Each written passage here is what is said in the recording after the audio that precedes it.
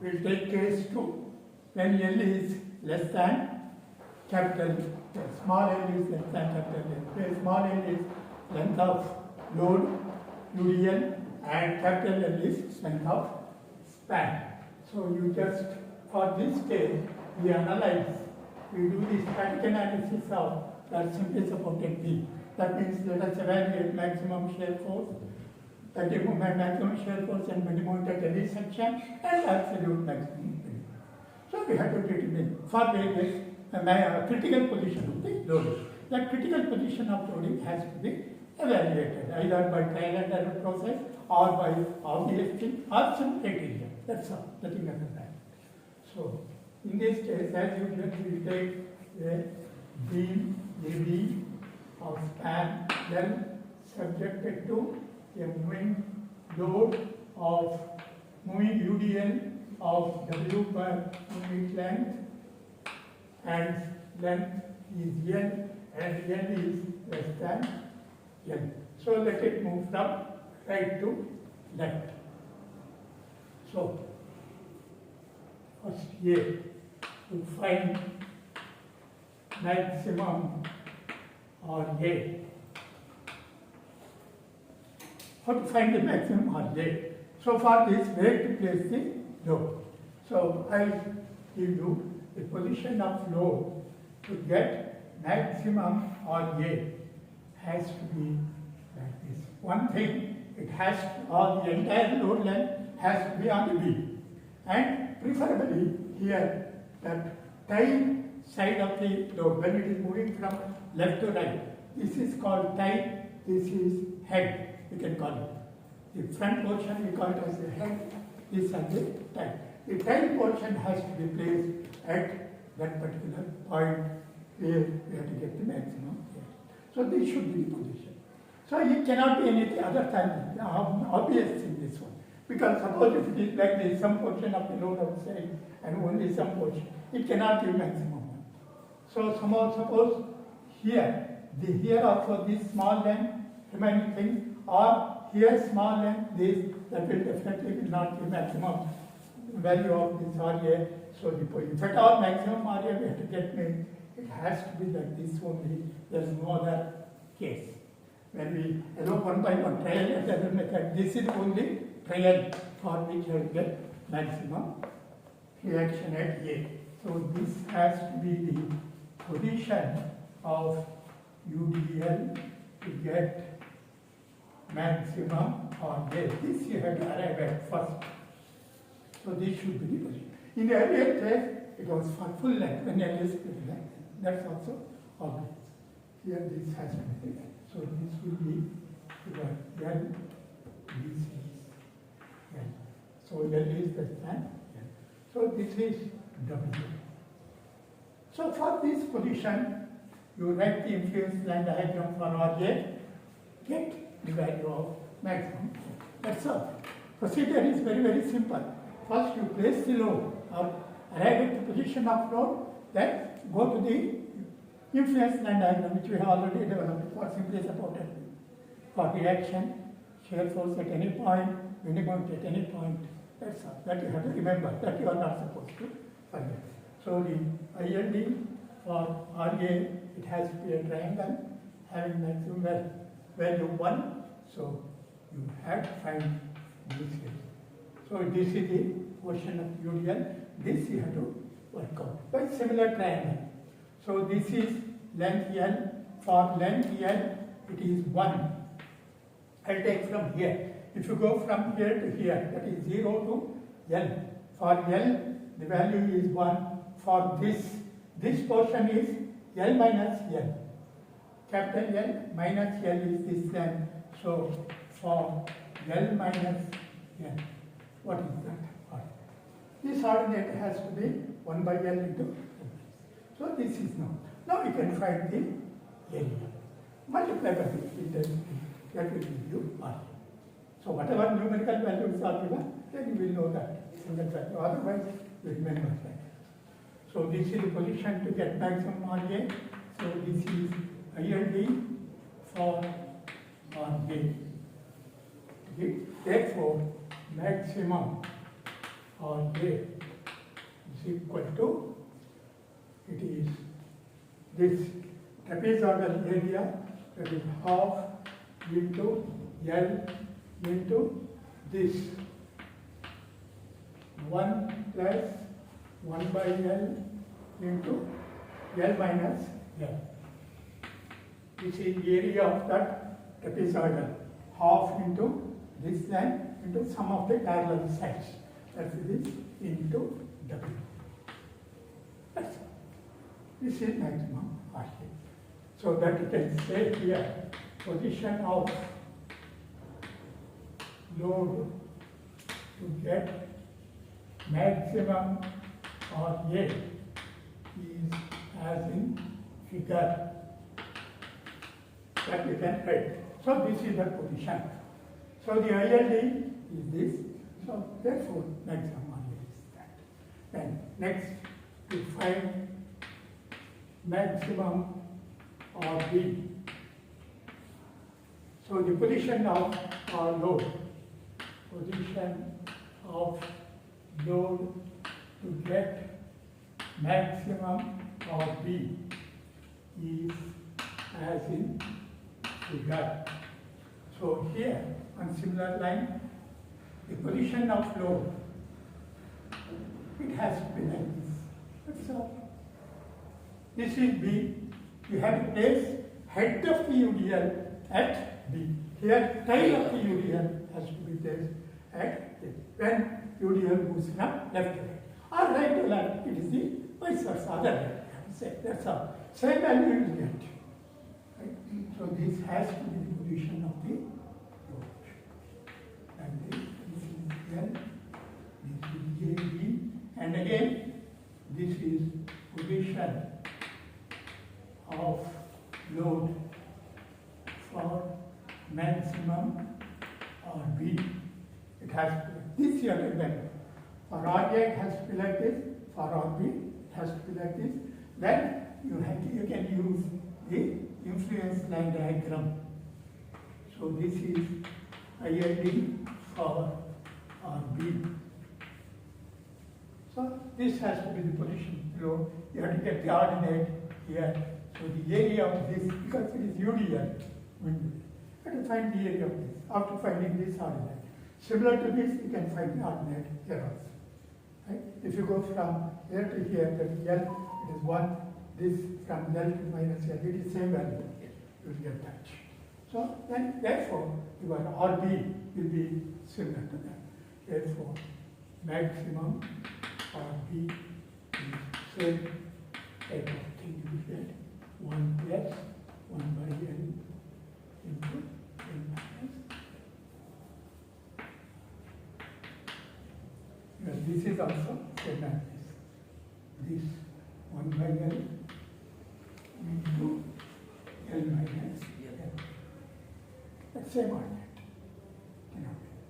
So this is about finding maximum ordinate first evaluation.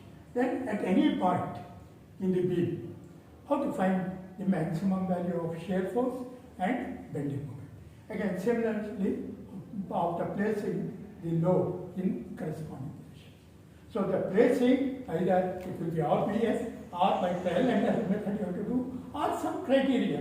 If I say some criteria, I will state the criteria if at all it is there. Otherwise, it is obvious means like this, or if you have to determine from some criteria, I will give you there during that particular. Then C, to find maximum shear force at any section C. That is next. So here, so you take any section C, distance A from left hand, right B from right hand, L is the span. So the position you have to determine. How to place the load. So to get maximum negative shear, here there are two cases in shear force, negative and positive.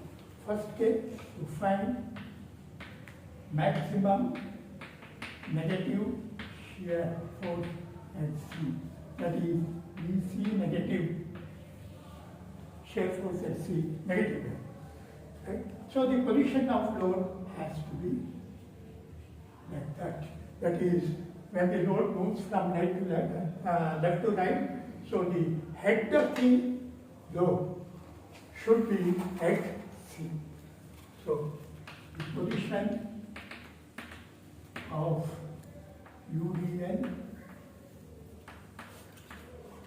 should be, so this I will take not full. If it is full, okay, you take it. Otherwise, it is only this partial. Less than A itself I will take. Suppose that small n is greater than A, some portion will go outside.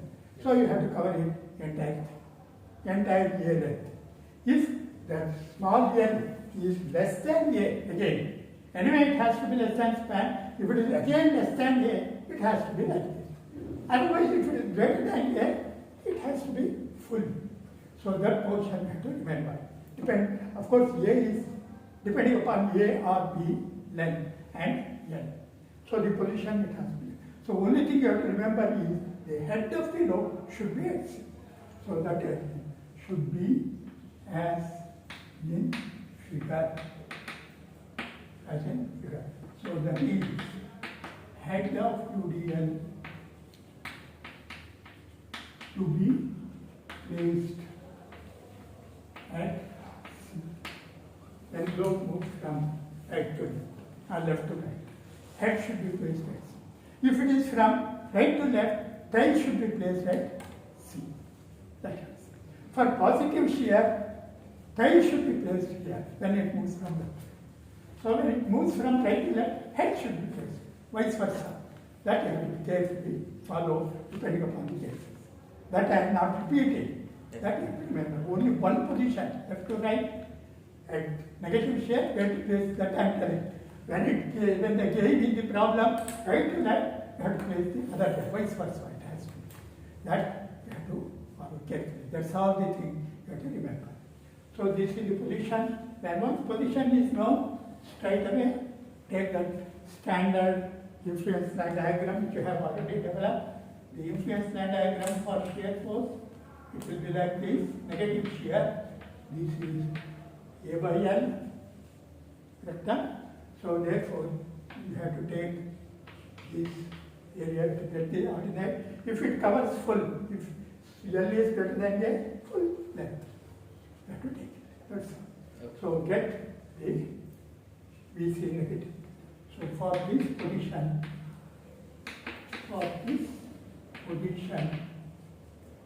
evaluate BC maximum negative. That I will leave it because it's ordinary to work out. That I don't have numericals. Similarly, to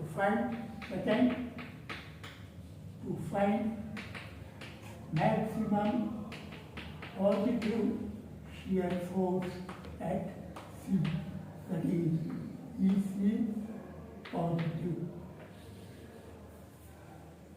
So again, the position of load to get that EC positive has to be in this fashion. That should be placed like that. Here it is head, there tail. Yes. So position of UDL is fashion because that stage should be placed at C. So position of UDL to get maximum positive shear force at C should be as in figure, that is tail of UDL to be at C. Right? Always versa. So it has to be like this. Then this is position of UDL to get maximum BC.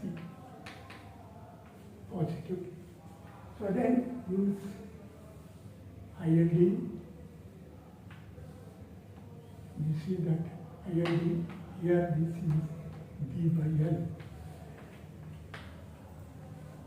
Right? So you get this ordinate, or if it is equal to length of the full load, that's all. So we get this area, so this is ILD for BC. Here also this is ILD for BC. That is negative, there it is positive. So I calculate for this position, calculate maximum positive shear force at C using ILD. That's all. So maximum positive and negative shear at any section. Then maximum bending moment at that section, absolute. Those two if I do it. So I have covered this analysis of simply supported beam subjected to a moving UDL. The general procedure I have given. Only thing you have to ascertain the position of the load. That's all you have to remember. The position I have shown, critical position of the load. That place it, take the standard reference line diagram, evaluate it. That's all the procedure for moving. Train of concentrated load also is similar to that. Position you have to arrive at. That's it. That's all that unit 2, complete unit 2 of your syllabi involves this. Nothing other than that. One full question will be there, nothing other than that. So you can just do it easily. So next we will take up the D to find maximum bending moment at any section. At any section C. At any section C.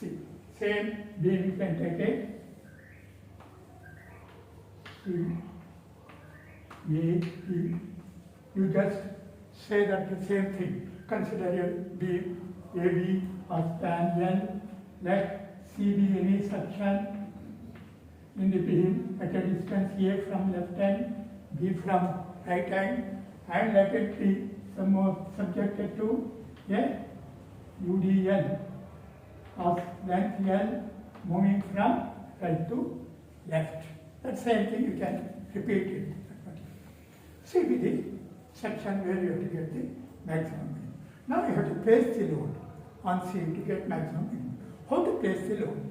Here you have seen for shear forces I have given, reaction also I have given for the position when L is less than L. Here also now L is less than capital L. So I have to place the load above C like this. I have to place the load. That's obvious. So what should be this length? X, and what should be this? This has to be L minus X. Correct? L is the length of the UDL. And I will say that XP the position of the one tail from position C. This has to be L minus. This is the position. So now I will state the criteria. Here I have to state the criteria. The criteria to get maximum bending moment at C is the load has to be placed such that that load, the point C, that the section C, has to divide the load in the same proportion as that of the span. The point or the section, whatever is given, that section has to divide the span as well as the load in the same proportion or in the same ratio. That is the criterion. So we can say that the criterion here, as I told you before that, right? The criterion you have to use are obvious things or by trial and error method. You have to place the tail, you have to place the head or any position. That we have to do in concentrated load. But here, straight away we can use some criteria. The criterion to get maximum bending moment at C be that the section C is that the section C should divide the load and span in the same ratio. That section should divide the load and span in the same ratio. The section C is dividing the span in the ratio A and B. That you know. It is at a distance A from left, B from right. That means that C divides that span in the ratio A and B. Now, in that same ratio, this also has to be divided. So that is, if you place the load like this, x like this from left, from right here, then that x by L minus x, that ratio should be A by. Is this clear? Criterion, that's very important. See, the position of load to get maximum bending moment for UDL, moving UDL, which is having span less than the length less than the span, is this. That criteria. So from this you can find x. Because A is known, B is known, small a, length of the load is also known. Only a known is x. Okay? So from this, solve for x. So that has to be the position of load. Position of load to get maximum MC. As I have written here, to get maximum MC or this also has to be the position of load. So for this position, take the influence line diagram, get the value of MC. That's all. To get maximum bending moment at any section. So then we take bending moment at C. The ILD is like that. Here it has to be AB by L. This will be the position. So you have to get the ordinate here, ordinate here. Correct? Then find this area. Calculate. So this is ILD. And ILD for AC. We have to find out bending moment at C. At that C, how to place the load? I am giving the criteria. So using this criteria, you have to place the load. Then use that ILD for calculating MC. Solve for X. Then using ILD, find maximum. So that completes evaluation of maximum bending moment at any section, maximum shear force at any section, maximum support reaction. So same procedure for absolute maximum bending moment. Instead of C, you take center point O.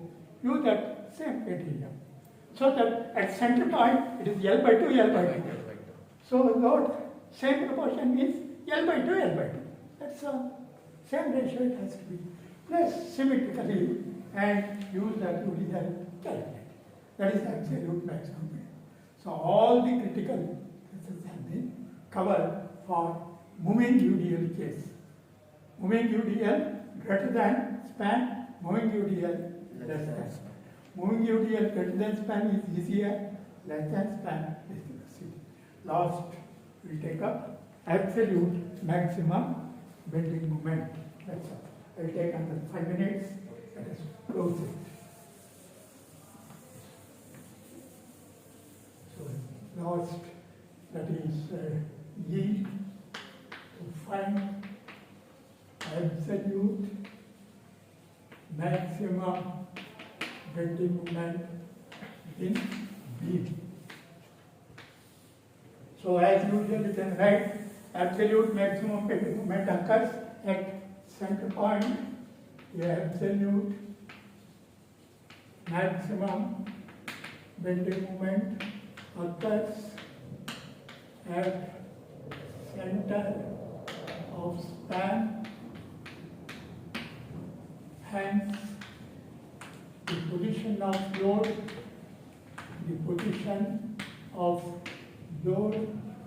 with respect to center of span has to be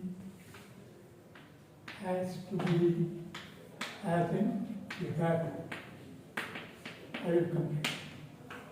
So this is the span, center of span O, A, B, position of load at O, that any point C, it has to be in the divide that load also in the same ratio. Center of span, divide the load in the ratio of half L by 2 here. Load, if it is of length L, then this also has to be L by 2, L by 2. It has to be divided in this same ratio. For this position, this has to be the position of load. Position of load for absolute maximum bending moment in G. And we can use UDL and influence line diagram for this position, influence line diagram. Now it is for this point. The influence line diagram has to be like this. So this is AB by L, A is L by 2, L by 2. So this has to be L by 2, L by 2 divided by L. So it is L by 4. For this position, you have to work out this ordinate, find this area, multiply by that intensity, you get absolute maximum bending. So we can work out absolute maximum bending, which is the shaded area multiplied by density. That's about the evaluation of all this reaction, bending moment and shear force at any section, absolute maximum bending moment due to moving UDL. Moving UDL length greater than span, less than span. This entire theory I have given, you yourself can cook up any problem. Take span length, UDL length, work. I need not do that. So next class we will take up train of concentrated load. Again for same thing. You have to arrive at position. So the position either obvious in some cases, or you have to adopt trial and error method, or some criterion as I have stated like this. That criterion I have stated. So you place the load following those things and use that ILD for evaluating the quantity. That's it.